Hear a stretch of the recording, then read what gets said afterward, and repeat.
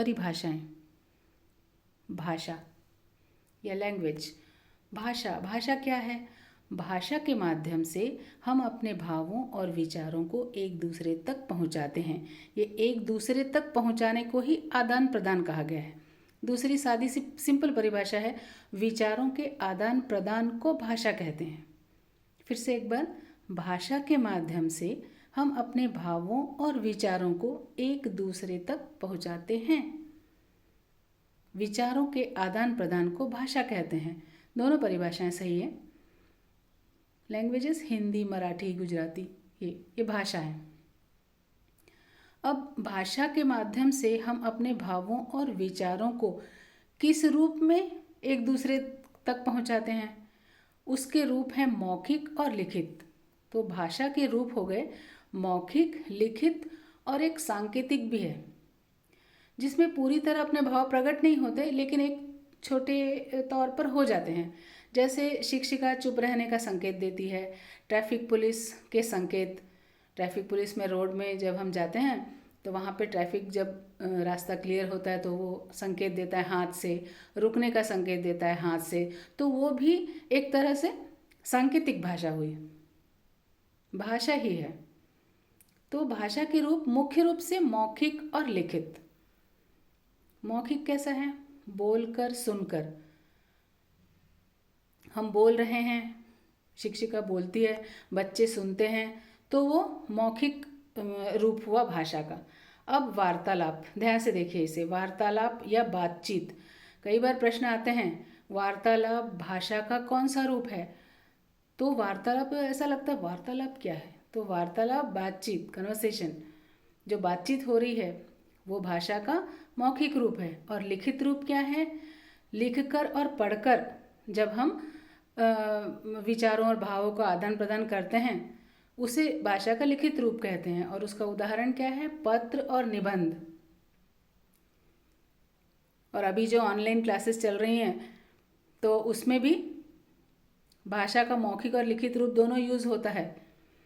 कि अगर वहाँ लेक्चर चल रहा है शिक्षिका का और तुम सुन रहे हो तो मौखिक रूप में हो गया भाषा का आदान प्रदान, मौखिक विचारों का आदान प्रदान। और लिखित रूप में अगर लिख रहे हो तो लिखित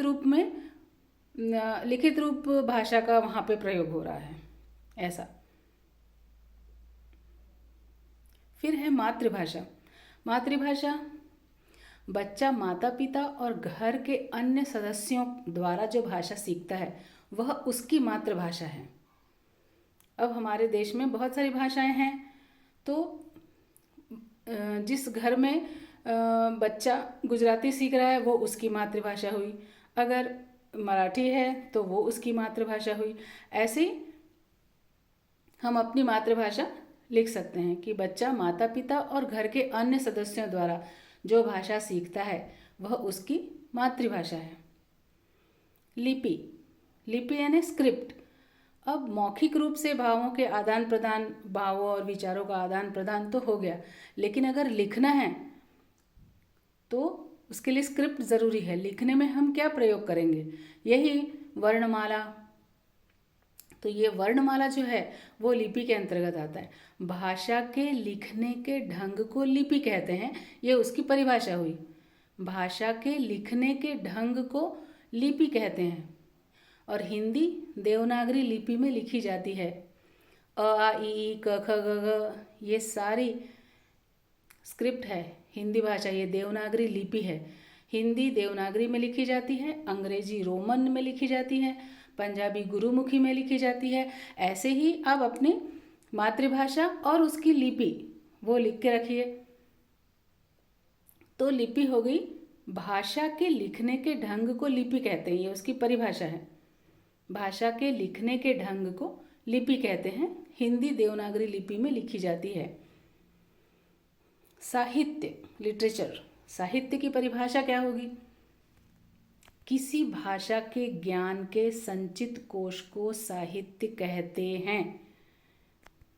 किसी भाषा के ज्ञान के संचित कोश को साहित्य कहते हैं। अब ये संचित कोश क्या है? देखो, संचित कोश, संचित इकट्ठा किया हुआ, जमा किया हुआ, कोश और खजाना। कोश यानी खजाना। हमेशा ही पैसों के लिए या रुपयों के लिए ये उपयोग नहीं होता है। इसकी बड़े व्यापक रूप में परिभाषा है, उसका अर्थ व्यापक रूप में है। किसी भाषा के ज्ञान के संचित कोश को साहित्य कहते हैं। यानी एक भाषा से संबंधित सब महान लोगों की कृतियाँ, लेख, कविताएं, ऐसा सब एक हिंदी साहित्य या अंग्रेजी साहित्य में उससे रिलेटेड सारे लेख और आर्टिकल उपलब्ध होते हैं। उसे संचित कोश यहाँ पर कहा गया है। अगर हिंदी का संचित कोश या हिंदी साहित्य अगर बोले, हिंदी साहित्य में हिंदी के महान कवियों की, लेखकों की कविताएं, उनके लेख, उनके विचार आदि रहते हैं। अंग्रेजी साहित्य बोला तो अंग्रेजी साहित्य से संबंधित महान व्यक्तियों की कविताएं, कहानियाँ, उनके विचार वो रहते हैं।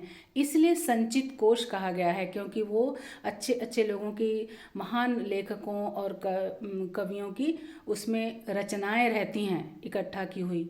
तो इसलिए यहाँ पे संचित कोश का मतलब इकट्ठा किया हुआ खजाना उस लैंग्वेज का।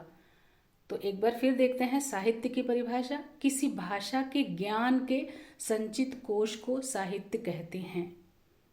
अब साहित्य के दो भाग हैं, पहला गद्य, दूसरा पद्य। गद्य, इसको द्य प्रोनाउंस करेंगे, इसके शब्द हम फिर से लेंगे। गद्य में आता है कहानी, निबंध, जो भी लेख रहते हैं आर्टिकल जैसे, वो सारे गद्य में आएंगे। और पद्य में आएंगे पद्य में गीत या कविताएं आती हैं। द्य, यहाँ जो प्रयोग हुआ है द्य, ये इसका उच्चारण द्य होता है। द्य, उद्योग, विद्या, द्य, आधा द में यह हलंत हमने पिछले वीडियो में देखा है। हलंत जिस व्यंजन के नीचे लगता है उसका उच्चारण आधा होता है। इसमें से स्वर निकल गया है, अ निकल गया है, द उच्चारण होगा, द प्लस य। अब है व्याकरण, ग्रामर। किसी भाषा को सही रूप से बोलना और लिखना सिखाता है। व्याकरण, किसी भी भाषा का व्याकरण किसी भाषा को सही रूप से बोलना और लिखना सिखाता है। इसमें क्या क्या आता है? वही भाषा, लिपि, वर्ण, साहित्य। हमने जो अभी देखा वीडियो में, वो सारे पिछले वीडियो में आपने देखा होगा कि भाषा, उसकी परिभाषाएं, लिपि, भाषा तो इसी वीडियो में है, वर्ण और साहित्य पिछले में है, भाषा लिपि तो इसी वीडियो में है। भाषा, लिपि, वर्ण, साहित्य, संज्ञा, सर्वनाम, विराम चिन्ह आदि ये सब व्याकरण में आते हैं, ग्रामर। तो व्याकरण किसी भाषा को सही रूप से बोलना और लिखना सिखाता है। इसमें ये सारी चीज़ें आती हैं, भाषा, लिपि, वर्ण, साहित्य, संज्ञा, सर्वनाम, विराम चिन्ह। बहुत बड़ा एक पूरा विभाग है